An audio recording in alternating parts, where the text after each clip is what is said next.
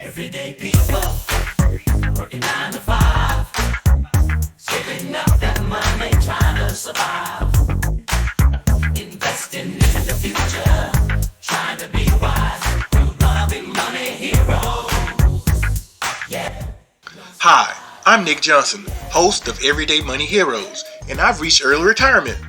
I'm here to provide information on how to obtain financial independence and inspire you through sharing stories of everyday people who are turning knowledge into freedom. That hustle, always reaching for the sky. We're gonna be money heroes, never gonna shy.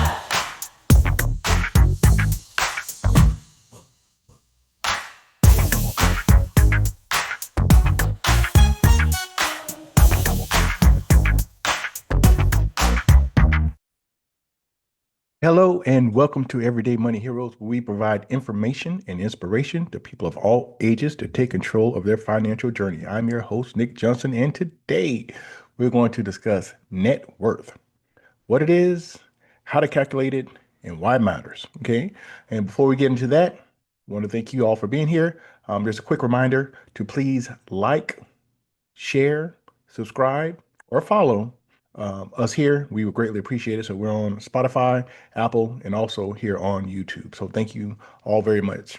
So, what is net worth? Very simple. First of all, do you actually know your net worth?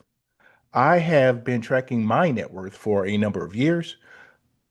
I started when my number was very, very small.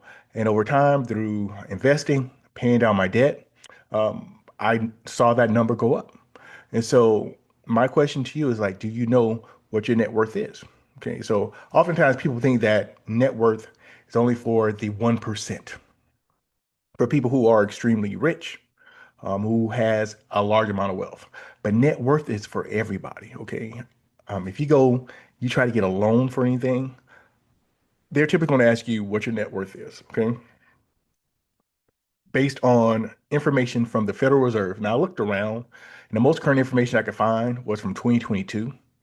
But from the Federal Reserve, it says the median net worth in the United States is $192,700. Okay, so that is the median net worth. Okay, and so literally, what we have to understand is that the net worth is a clear snapshot of your financial health. That's what it is.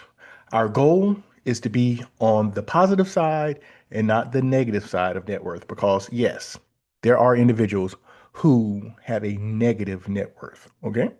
So let's talk about how to calculate and explain literally what the net worth is or how to get to that number. In plain terms, when you are trying to figure out your net worth, you look at your assets as far as what you own. That would be, houses, cars, investments, things like that. That's what you own. Minus your liabilities, what you own. So for those houses that you have, if you have a mortgage on it, that would be a liability. If you have a car loan, that would be a liability. If you have student loans, all liabilities, okay? And so literally we take our assets, we subtract our liabilities, that's when we have our net worth. It is an extremely important number. So we talk about important numbers here. We talk about knowing your monthly spend. That's an important number. Also, your net worth is an important number as well. So you want to make sure that you have that. And so why it matters, as I said before, is a snapshot. It's like your financial report card, okay? And so also you can track your progress. So it's important. How often do you do that? There is some guidance around when you should calculate your net worth. Some individuals do it quarterly. Me myself, I choose to try to do it monthly. And if I miss it monthly, I'll quickly try to go ahead and do it. But I like monthly because it's a snapshot. It allows me to see which way I'm going, whether I'm going up or down. The goal is always to go up and to the right. Okay, so we want our net worth to increase whenever we're doing that. Okay, and so we want to make sure that it is a indicator. Well, we want to know it's an indicator of financially how you're doing. So we already said it's a financial report card. It gives us a snapshot. So if you have a negative or declining net worth, that might be an indicator that we need to change some things. Okay. So if you're tracking your net worth, you calculate it and you see that, say, in the beginning of the year, you might be at $50,000. At the end of the year, if you see that you're at $25,000, okay, that's not the direction we want to go. So what has happened? Typically, what's happened is two things that could have happened in that situation. Your investments, there could have been a pullback in the market, which happens, but there's also a possibility that maybe you acquired more liabilities. In that year, did you happen to get a car loan, increase in your credit card debt? So there's a lot of things that you can look at there to let you know, okay, why am I not increasing my net worth? Because the goal every year is to increase our net worth. Okay. And so keep it in mind, as I said before, it's not just for the wealthy, it's for everyone. Okay. It's not for only high income earners. And this is the thing that I would like for everyone to think about. It is possible for an individual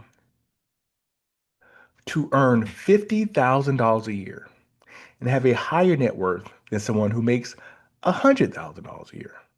That is very possible. You might say, hey, how's that the case?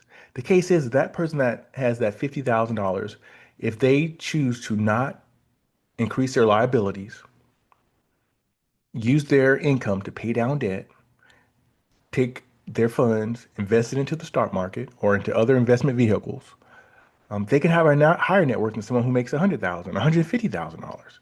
If that person who makes 100, 150,000, $200,000, if they decide to constantly go out and get more and more liabilities, whether it's okay, I'm going to go out and I'm going to get a car loan. I'm going to go out and I'm going to get a higher mortgage. I'm going to go out and I'm going to increase my credit card debt. If you go, you take a look at their financial health holistically, you'll see that they could actually be in worse shape than someone who actually makes less money. Okay. So don't think that is only for people who make a large amount of money. Your net worth is extremely important. That's why I'm really stressing that you go and you calculate that number and know that just because you might not make a large amount of money, you actually have an extremely high net worth. Okay. That's to do that disciplined investing and saving. You'll notice those things come up. Okay. So you want to make sure to keep that in mind. We talked about how to calculate the net worth. Once again, it is simply assets subtracting liabilities. But when we talk about assets, we're talking about equity in homes. We're talking about cars, savings bonds. Um, we're talking about cash that you have inside of savings account, your emergency fund. That also goes toward your net worth. So all those things, those are your assets. So these are things that you own. Okay, you could have CDs. You might have savings bonds. Any of those things are considered to be assets.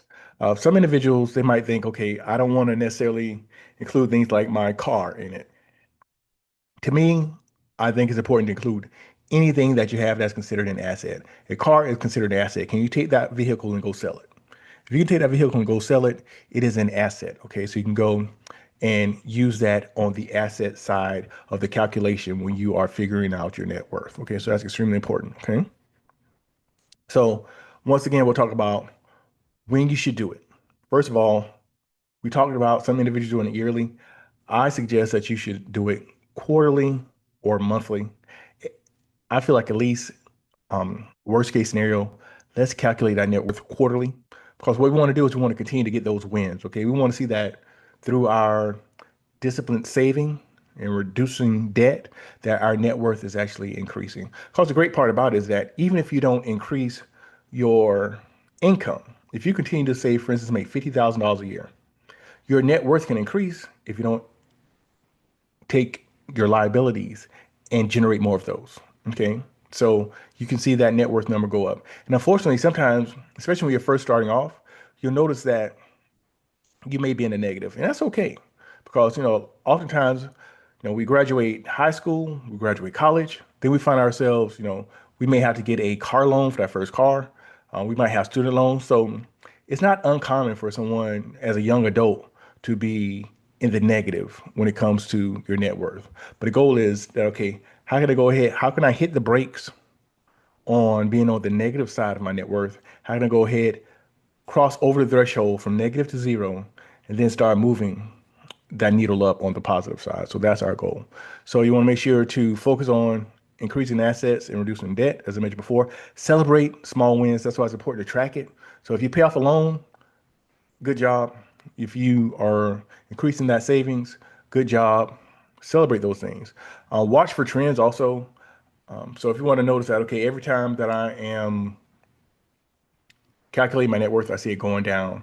Really take a look at it and see what's going on. Do you find yourself dealing with lifestyle creep? Do you find yourself saying, hey, my credit card spend is going up? I've noticed that things like my living expenses are going up. Okay. Is my insurance going up? Rent, things like that. And if you go and you look at those things, there are ways that we can go and we can change that situation. We can go, okay, if we notice that our insurance is going up, okay, maybe we need to shop around, see if we can get, cheaper car insurance, health insurance, homeowners insurance, things like that. So if we find ourselves constantly, our food spend is going out, do we need to be more disciplined in what we're doing? Do we need to go ahead and do several things that's keeping us from being able to reduce our debt and increase our net worth? So ultimately, it's almost like a domino effect. Okay, we don't calculate our living expenses and food spend and things like that for our net worth. But ultimately, it does impact it because the more we spend in those areas, it's keeping us from paying down those liabilities. So it's all linked together. Okay, so that's extremely important. So finally, I want to just kind of give you a call to action here. And so remember that net worth isn't about being rich. It's not about being wealthy. It's about being aware of your current financial status. And our goal is to be able to say, okay, in 2025, my net worth was negative $10,000. But next year in 2026, we want to be able to say, you know what? My net worth is now $15,000. So we can say, hey, you know what? We have turned things around. We're $25,000 into the positive since last year, and it gives us that insight that we know what we're doing is working. Okay, and what we want to do is to be able to celebrate that. And so, what I want to do is leave you with a final thought: is that your journey to financial freedom starts with knowing where you stand, and that's what extremely important. That's why I harp on understanding your monthly spend, and also now I'm kind of bringing in another figure, which is net worth. Okay, so we know our monthly spend and our net worth. When we get those two things together, we're doing really good. Okay, so that's what I have today for you in regards to net worth. My goal is that you would go ahead, calculate that net worth. If you already know your net worth, you don't have to put it in the comments, but say, hey, you know what? I got my net worth. Or if you did say, hey, I calculated it, it's about what I thought, or is not quite what I thought. Because typically, my interactions with individuals, once an individual calculates their net worth, they're typically surprised because it's not where they thought it was. They thought it was a little bit higher, and that's okay. Our goal is to have that awareness of where we are so we can move in the right direction. Okay, so that being said, thank you for your time. I'm your host, Nick Johnson. If you have not, please like, share, subscribe. And as always, I want to remind you to trust the process. Have a great day.